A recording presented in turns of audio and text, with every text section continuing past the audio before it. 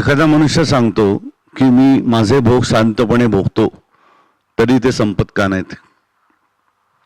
खरं सांगायचं तर तो जेव्हा म्हणतो मी शांतपणे भोगतो तो शांतपणे कधीच भोगत नाही. त्याचं कारण तुम्हाला सांगतो. समजा असं गृहीत धरा एखाद्या माणसाचं डोकं दुखतंय, अनेक वर्ष डोकं दुखतंय, तो त्याला मायग्रेन म्हणून डॉक्टरने सांगितलं, तो मायग्रेनच्या गोळ्या मायग्रेनिल खात होता. तोपर्यंत तो म्हणत होता काय मेलं माझं कर्म आहे माहिती नाही, कोणाचं डोकं फोडलं असेल माहित नाही म्हणून देवाने मला शिक्षा दिली. त्यानंतर त्याला समजा कोणीतरी संत भेटला आणि त्याने सांगितलं अरे हे तुझ्या कर्मांचंच फळ आहे तेव्हा शांतपणे भोग. शांतपणे भोग ह्याचा अर्थ काय माहितीये का की माझं डोकं दुखतंय ह्या भावनेतून डिटॅच होणं. वेळेत सामान्य मनुष्य डोकं दुखत असताना ऐक हे करणार आहे म्हणजे तो वेदनेशी कनेक्टेड आहे आणि वेदनेशी कनेक्ट झाल्यानंतर आणखी नव्याने पुन्हा निगेटिव्ह कर्म क्रिएट होत आहे ज्याची त्याला कल्पनाच नाहीये.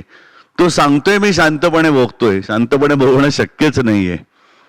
जोपर्यंत आपण संत महंत या लेवलला जात नाही की माझं शरीर भोगत आहे मी नाही, माझं शरीर कापलं तरी मला काय नाही, माझं बोट तोडायचंय तोड, असं आपल्याला म्हणता येतं का?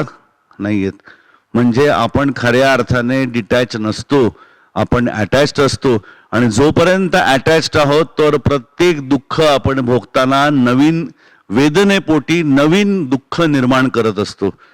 आणि यासाठी जेव्हा तुम्ही सुखात आहात, जेव्हा तुम्ही आनंदात आहात तेव्हाच तुम्हाला संधी आहे की हा मला काय 5 कोटी मिळालंय पण मला काय फरकच नाही पडत आहे, मला 5 लाखाचं दुःख झालंय हे पचवणं अवघड आहे पण मला 5 कोटी रुपये मिळालेत मला काय नाही द्यायचं. म्हणजे थोडक्यात आनंदामध्ये सुखामध्ये परमेश्वराचं स्मरण केलं तर दुःखामध्ये परमेश्वराला सहजगत्या पकडता येतं.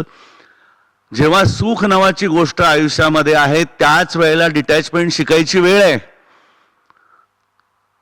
उपाशी माणसाला सांगणं अवघड आहे की हा देहाला काय गरज नाही आहे, उपास बिपास काय नसतो रे, अन्न विन्न काय नसतं, सगळं खोटं आहे, मायेतलं जग आहे. वेदना भोगणाऱ्या माणसाला हे मायेतली वेदना आहे सांगणं अवघड आहे. पण सुखाच्या राशीत लोळत असताना हे मायेतलं आहे, खोटं आहे, डिटॅचमेंटनी जगायला शिक, हे जर सांगितलं तर कदाचित तो ते करू शकतो.